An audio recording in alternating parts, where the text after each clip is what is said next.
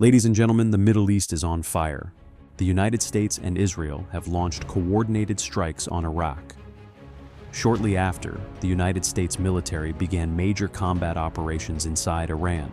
Fighter jets, missiles, and drones were deployed following a massive American military buildup across the region. Within hours of these joint U.S.-Israel strikes on Tehran, Iran retaliated. Ballistic missiles lit up the skies across the Middle East, targeting 4 major American military bases. But the escalation didn't stop there. Iran expanded its response beyond military installations, launching attacks toward the UAE, Qatar, Kuwait, Bahrain, and even Saudi Arabia. Reports describe drones circling near landmarks like Palm Jumeirah and the Burj Khalifa, while Dubai, often considered one of the safest cities in the world, shut down its airport. This is no longer a contained confrontation. The region is closer to full-scale war than it has been in years. Israeli operations reportedly eliminated some of Iran's top leadership, including the Minister of Defense, the head of military intelligence, the army commander, and even the supreme leader. In response, Iranian officials declared that all American and Israeli assets in the region are now legitimate targets and promised what they described as the most devastating military operation in their history. The urgent question is, how did the world reach this brink? Why did Israel and the United States strike Iran?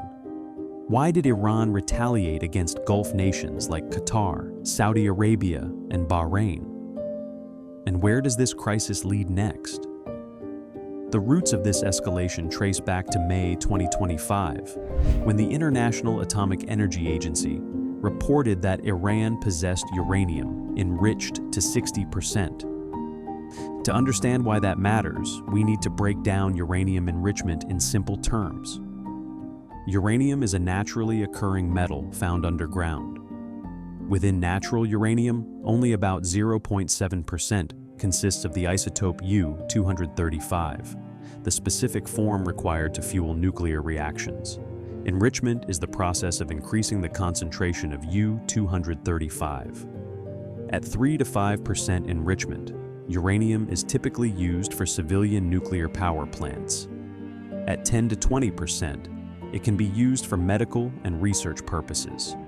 But when enrichment levels approach 90%, it becomes weapons-grade material suitable for nuclear bombs.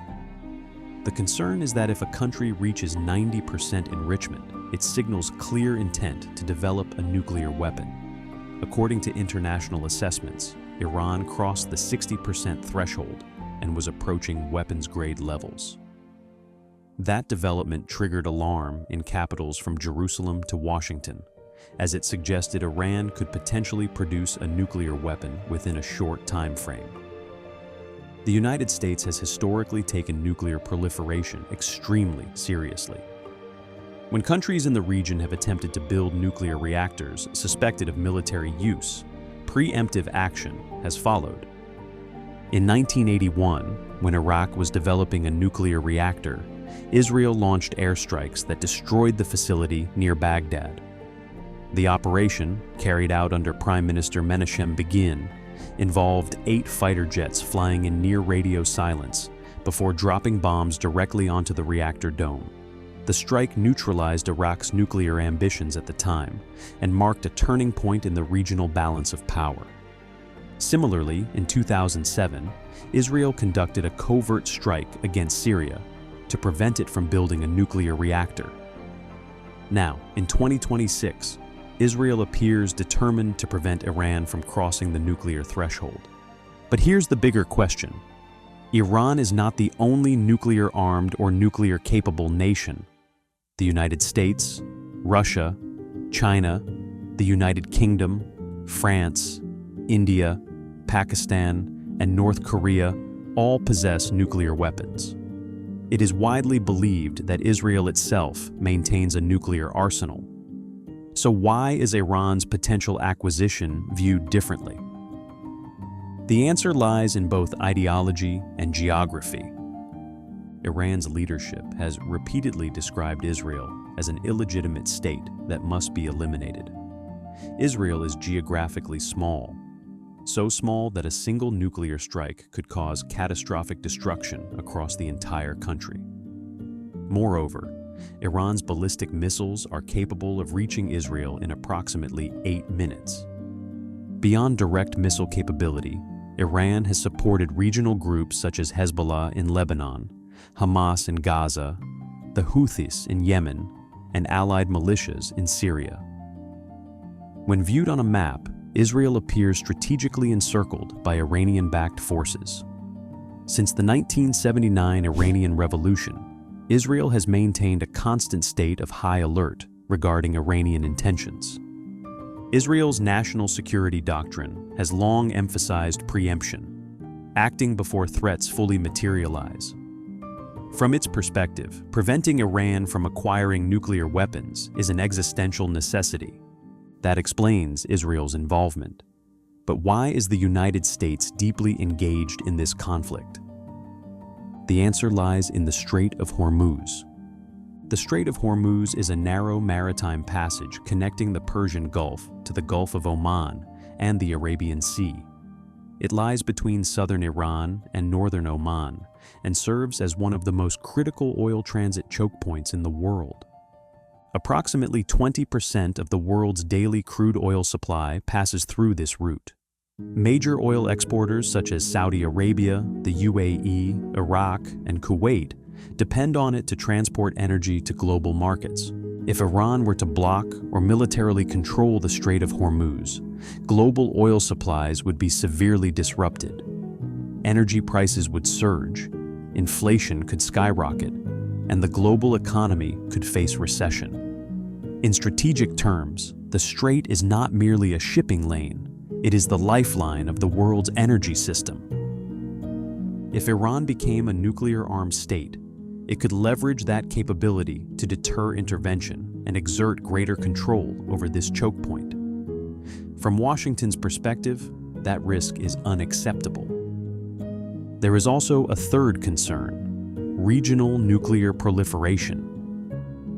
If Iran successfully develops a nuclear weapon, other Middle Eastern nations may feel compelled to follow. The Crown Prince of Saudi Arabia has publicly stated that if Iran acquires a nuclear bomb, Saudi Arabia would seek one as well.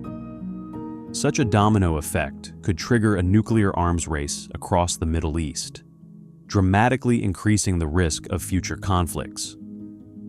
What makes this crisis different from previous confrontations is that Iran's retaliation has extended beyond Israeli and American military targets.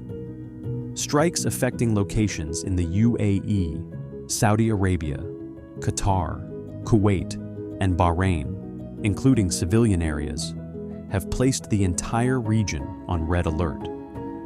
There is now speculation that a broader Middle Eastern coalition could emerge against Iran. The global stakes rise even higher if powers like Russia or China decide to intervene directly. Should that happen, the conflict could expand far beyond the region. At this moment, the world stands at a dangerous crossroads. A conventional war in the Middle East would destabilize global markets and security. A nuclear confrontation would be catastrophic on an unimaginable scale. This is the unfolding story of the Iran-Israel conflict of 2026. And for now, the only hope is de-escalation, because in an interconnected world, the consequences of war do not remain confined to one region.